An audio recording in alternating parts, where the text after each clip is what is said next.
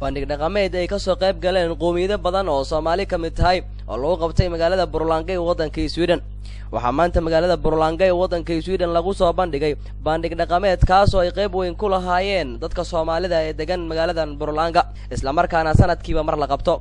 bandhig dhaqameedkaani oo ay ka soo qayb galeen inta badan qoomiyadaha kala duwan ee ku dhaqan waddankan Sweden ayaa waxaa kaalintooda ka qaatay dadka Soomaalida iyagu markaasi degan magaalada Burlanga iyagoona ku soo bandhigay ciyaaro heeso iyo sidoo kale cunooyinka ay Soomaalidu caanka ku tahay.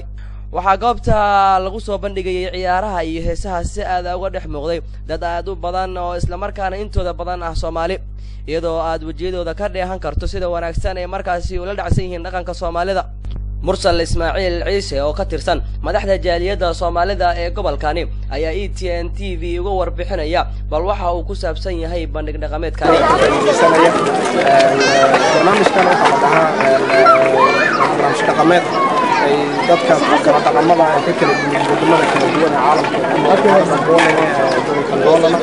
ay ku soo bandhigaan dhaqamadooda haday noqon lahayd muusikada haddii ay noqon lahayd dabcan iyo waxyaalihii kala lamida ay ku soo bandhigaan.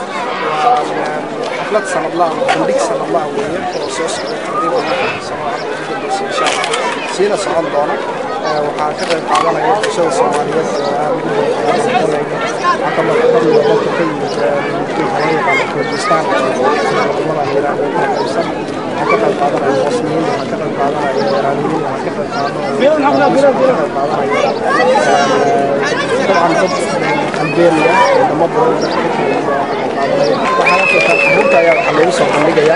barnaamij barnaamijkeena sarcaadka waxaa daadihinaya barnaamijkaasi ka yimid u dhashay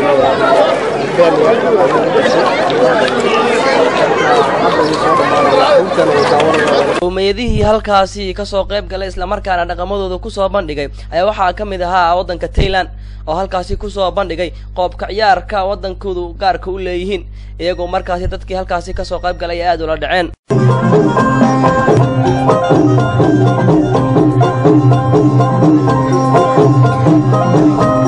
fanaaniinta Soomaaliyeed ee halkaasi ka soo qayb galay isla markaana sida aadka uga dhex muuqday ayaa waxaa ka mid ahaa Carab Cali Cabdi Carab Hayswaalin iyo sidoo kale Xiis Cabdi Madar oo halkaasi ku soo bandhigay heeso aad u macaan isla markaana dadkii daawanayay aad ula dhaceen.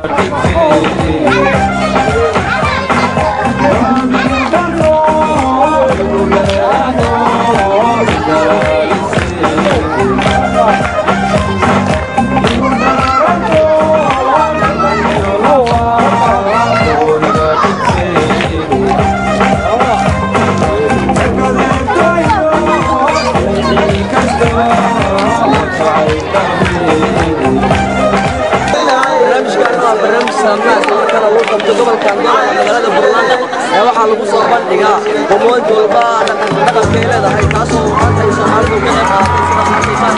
Soomaalida ayaa maanta halkan waxay ka dhigeen wacdana sida arkiisayba iyadoo markaasi lagu soo bandhigay heeso Soomaaliyeed.